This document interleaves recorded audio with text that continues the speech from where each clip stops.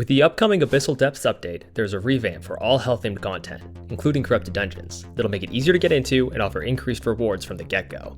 This means that many players will be getting into this content for the first time ever. With this increased activity, you're going to need a strong and versatile build. Sleepy Boltcasters are one of the easiest way to rack up kills, infamy, and silver in stalker corrupted dungeons. In this video, we'll go over how the build works, things you need to know to see success in corrupted dungeons, as well as counters that you need to be aware of.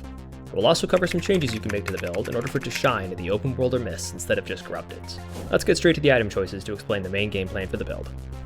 This build uses the Cheese Boltcaster one-shot combo of Harvester Cap with Sleep Pollen to guarantee you can land a silencing noise eraser, allowing you to channel your E fully without much opportunity for counterplay from your opponent. The only response to this 3-ability combo is to have a defensive potion, either Gig or Resi, since potions are still usable while silenced. But even then, this combo does a crazy amount of their health, and if they don't have Gig, the combo will usually instantly win you the fight. The remaining abilities, though, are where it all comes together. For this build, you want to use the Rapid Fire Q, as well as the Well Prepared passive, for maximum single target damage. This Q option, along with our E having a multiple hit effect, pairs well with the Merc Jacket, since it means we can get all of the healing in a very short time window. Choosing Night Boots, specifically for corrupted dungeons, is a very strong and flexible pick. The fast dash to your target sets up a guaranteed Sleep Pollen combo against other ranged weapons, but also has good synergy against brawl weapons with the low cooldown shield. Let's head over to the dungeon itself for a quick review of the game plan in action. Our first opponent is a combo Brawler's Glove.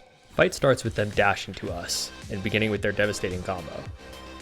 As soon as we regain control of our character, we pop our Gig Potion, poke with some Q, accidentally activate their Cleric Shield, and then kite while their defensive is up. Activate another Rapid Fire, timing it so that the last hit will still land even though they started the channel with the Cleric. The moment their Cleric ends, we activate our Sleep Pollen to line up our full combo. From there, it's GG. So quick review.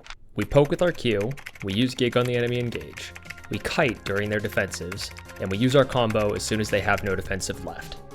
Let's watch another fight. Opponent 2 is a semi-mirror, except silence on their helm instead of W. They start the fight with the dodge roll, giving them immunity. As soon as it ends, we activate our Sleep Pollen for our combo.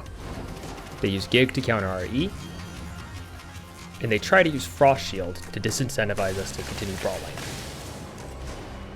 Use Gig to counter their E, finish the fight with a regular brawl.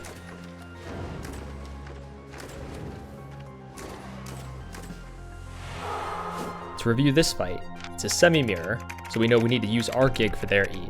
We poke with our Q, we kite their defensives, which was an actual misplay. We should have simply used our Merc Jacket to counter their Frost Shield to have better brawl capability. Use the combo as soon as they're vulnerable, and then play to our build's strengths by out-brawling in a sustained fight. Now that we've seen a few fights with the build where the fight goes well, it's time to talk about when things don't go quite so well. Like every build in the game, there are counters and drawbacks, but there are ways that we can mitigate and play around them. As already mentioned, a defensive potion allows people to mitigate the damage of your combo. We already have the answer to this with the rest of the build being brawl heavy.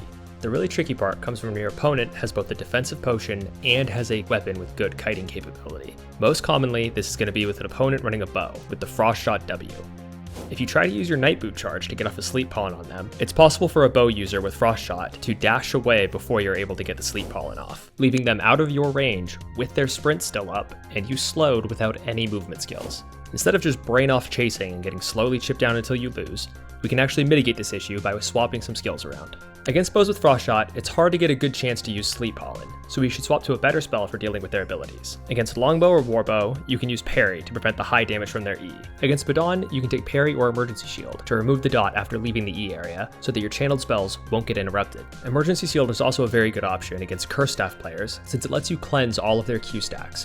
There is another ability swap that is useful against the high mobility builds, but only for when they don't have a good reflect option. We can also swap to Caltrop for even more chase to counter their kite, since we don't need to worry about killing ourselves into a Hunter Hood without our silence. Regardless of who you're facing in the CD though, if you ever win a trade but don't manage to finish them off, you should swap to regular sprint option while chasing to increase the odds you actually catch someone.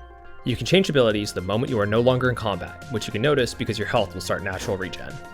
Speaking of flexing abilities, you can also flex some of the items in the build to better suit different types of content. Cleric Robe with Soldier Boot Wanderlust makes for a great ratting build in the open world or miss.